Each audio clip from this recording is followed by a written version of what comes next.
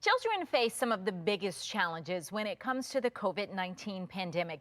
Carrie Etheridge of Sheppard Pratt spoke with Brandy Proctor about how they've been affected. This segment is sponsored by Sheppard Pratt.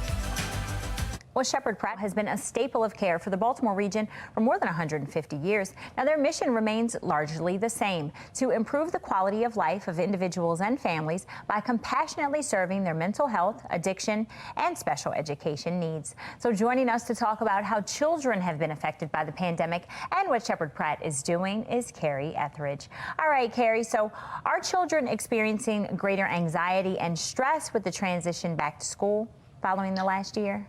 Absolutely. I mean, if you think about it, children struggle with change in general. At baseline, no one's been through a pandemic, so there's no rule book. And in general, the best thing we can do as parents right now is really just validate the children's feelings of stress and anxiety.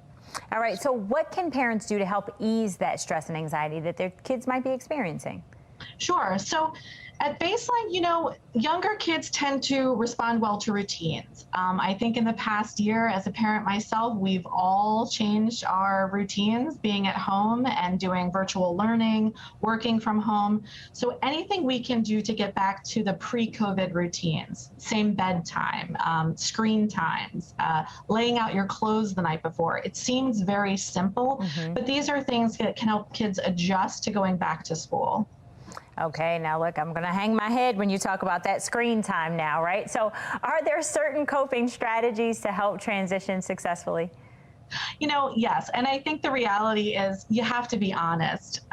We've all let go of our old rules pre-COVID, right? And so I think it's maybe holding on to some of those new things. I know in my house, the screen time has definitely changed. And it's kind of incorporating some of those new routines into the old ones. I think we just have to be really flexible. Now, I know this is all different for parents, but it's also different for educators too, right? So how can teachers help also ease in this transition? So I think with the younger kids, if teachers can be really transparent with the changes happening in the classroom, right? If there are plastic partitions, if schedules have changed for cleanings, or the desks and the tables are farther apart, I think it's really being upfront with them about what those changes are. And for the older kids, involving them in some of the problem solving. There's of course going to be some things teachers can't change for safety reasons, but I think engaging some of the middle school, high school age kids in what would make this better, what would make this easier, and really teaching them to advocate, not only to the teachers, but to the school about what they would think, would help them adjust, I think is just going to help them as well. For sure. Now, let's say that parents are noticing that maybe their kids have more than a normal amount of anxiety. What can they do? How can they get help? So every parent knows their child best, right? So I really think starting with most schools have counselors, social workers, and professional roles. A lot of kids are comfortable talking to someone in the school system.